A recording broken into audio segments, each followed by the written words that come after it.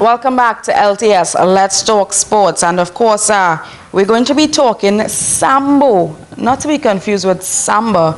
And in studio with me is the president of the TNT Sambo Committee, Jason Fraser, and Kerry Grant, who is the PRO for the Trinidad and Tobago Sambo Committee. Gentlemen, welcome to the program. Thank you. Thank you. Thank you. So, Sambo. What is Sambo? Kerry, you want to Because I know everybody, we're thinking Sambo. Sambo is a Russian martial art. It came from judo, actually. It's a highly dynamic form of martial arts. It's actually a very good base for mixed martial arts.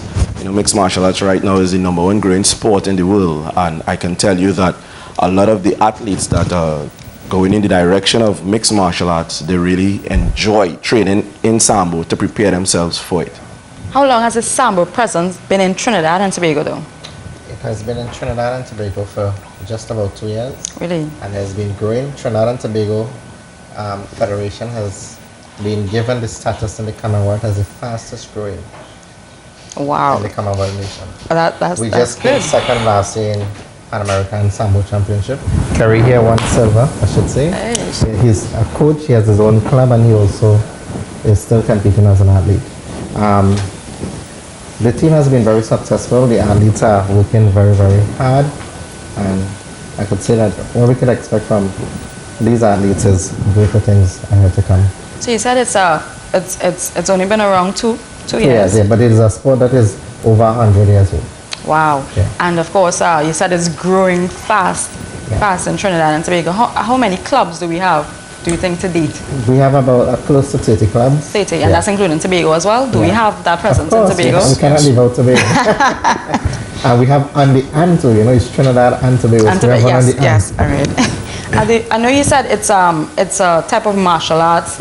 Are the rules the same though for Sambo? Because I saw some of the videos and I almost took it for wrestling until I started seeing the punches. Okay. No, it's a mixture of wrestling, jiu-jitsu, a combination of judo and everything. Just to clarify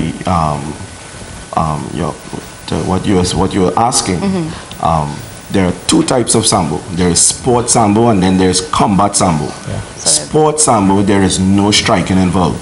It's similar to wrestling. It's what we call jacket grappling, right? Where you go for your submissions and pins. Submissions being like chokeholds, arm bars, leg locks, those type of things. And combat Sambo, now you incorporate strikes where you can punch, you can kick, and you can also go for your submissions and pins. Wow. And do we have do you have it in the schools as well? Because I know there's boxing in the schools, but do we have it? We just started introducing it. Actually, Kerry doing some work in South Eastern Primary School, but in Tobago, kindergarten. Yeah, kindergarten.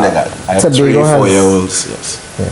Tobago has embraced it. Actually, the Division of Education has given us the permission to start introduce it to all the primary schools and secondary schools through the PE teachers and that extra curriculum. So, but we have some challenges where we actually have to get, some maths and infrastructure and so forth. But we have a break before part of it that we start introducing, even with some of the other corporate bodies in Trinidad. Yeah. You just said kindergartners. Yes.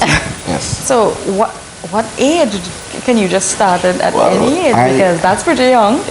For some, I can tell you this. I always believe that a child, they perceive things a lot different to us. They see things as fun, and once you make it exciting, they will say, I want to try it. I want to do that, mommy, let's do that. And once you set them on that path, and once they like it and they enjoy it, I can guarantee you they're going to stick with it and they're going to excel at it. There are techniques that some of these kids are grasping a lot faster than the adults. Right. And of course, I know we have this anti-bullying campaign that's happening in Trinidad. Do you think that Sambo can help with that as well? Definitely so. Definitely so.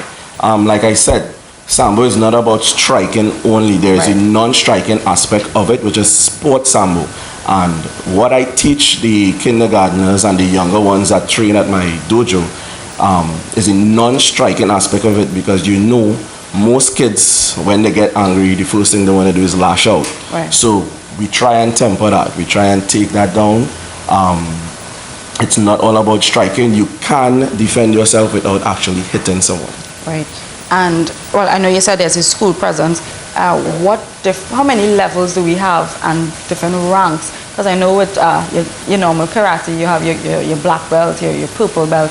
Are there different ranks and levels within Sambo? I'm seeing you guys smiling. Yes, there is.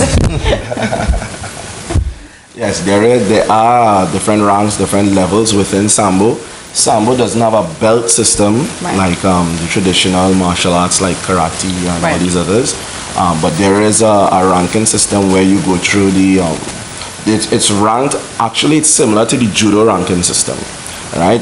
But in judo, you do get belts. Right. But in Sambo, they do not belt you for particular reasons, because Sambo is actually, it came about as a method of self-defense for the Russian military. Wow. Yes. Okay. So the word Sambo means empty hand fighting. Yes. Empty hand fighting. That's right. But right now in Trinidad and Tobago, Sambo has a big event coming up, which is the Pan American Sambo Championship. Right. And that championship is due to take place in August, as we expect, where we looking to host 42 countries coming in.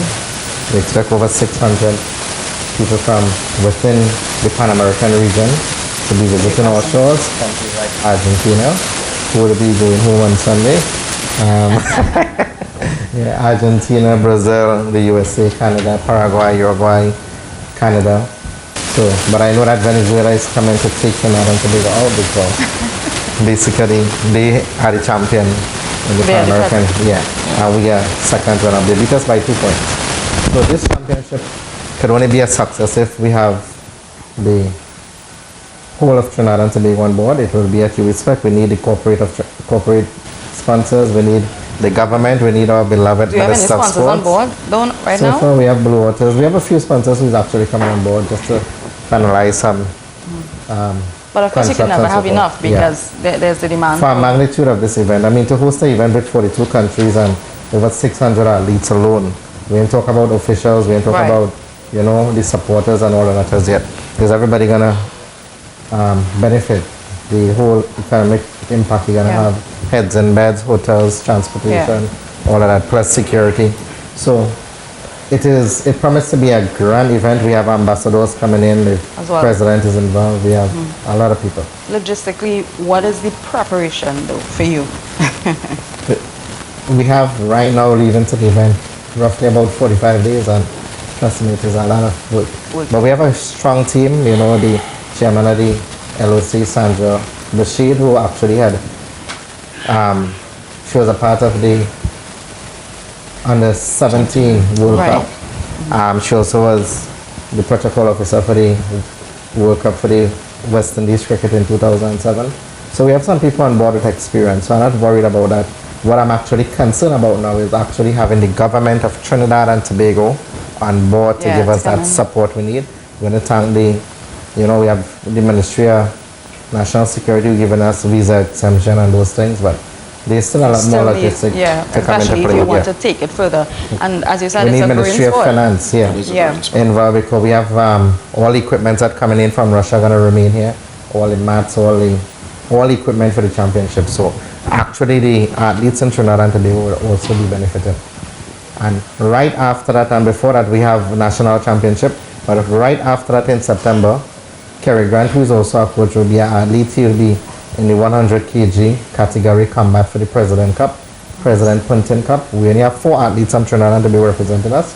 Josh Walkins in the 62 kg, Martin Joseph in the 90, Kerry in the 100 kg, and Karen Paris, which will be the new kid on the block to look out for. He will be in the 100 plus kg. So I know that we have a lot on our calendar, and to top it off for the end of the year would be to Japan at the World Championship. Trinidad and Tobago is coming back at Japan. At the end of the day, last year we had 2 7th place finishing the World Championship out of 120 countries in Russia. So we're hoping that this year we're going to improve. And get a better place. Hopefully first. Hopefully. First. I mean, it is a very hard and tough sport. It's very competitive. When you go there, it's the best of the best. Right. What is very good though, the world governing body, FIAS, is actually supporting us 100%. We now have a coach en route, which is Belarus national coach, one of the best in the world. He's en route now to Trinidad and Tobago to help prepare our team until after the Commonwealth Games. Wow. So he'll be residing here, and all bills has been paid by the world governing body. We just had to provide accommodation, meals, and maybe some kind of entertainment.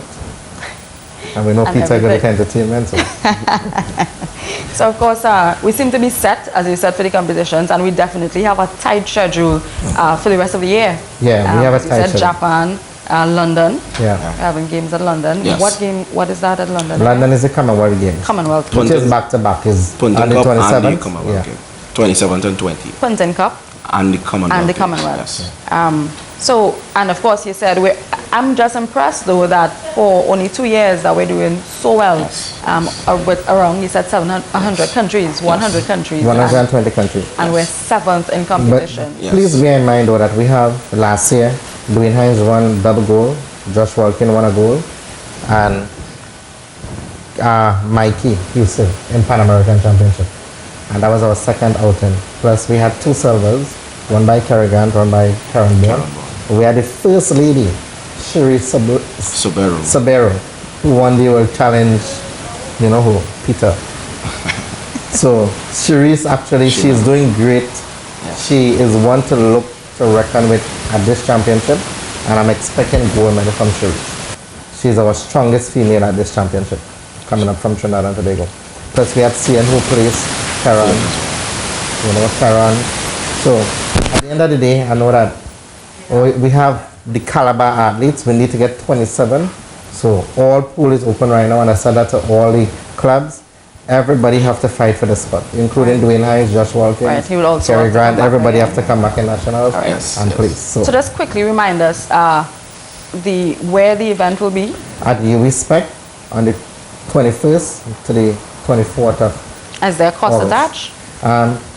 Just a small cost for, help offset some expense, about 100 TT. All right. Only Yeah, 100 TT. It's a small cost Yeah. to take Trinidad and Tobago even further, of course. right. So guys, thank you for being on the set. Thank you, Kerry. Thank you, Mr. President. We have some challenges though right now, but those challenges we're hoping that could iron out. The And of container course, of equipment is still on the sea, so we're hoping that because of what happened in Russia with Ukraine, we're hoping that To it bring arrive this in up. time here. All right, So that great. is one of our major challenges right now. All right, great. Without that container, there will be no championship. Oh, Yeah. all right. Kerry, Yes. Mr. President, thank you. Thank you, Father. Thank you. Thank you, And that's partners. it, guys. It's a wrap. And of course, be sure to check out our Facebook page, Let's Talk Sports -LTS. And if you want to be a part of the program, you can email us at letstalksportslts@gmail.com. I am Melissa Kadro, and of course, this is Let's Talk Sports LTS right here on We Sports, your home for local sports.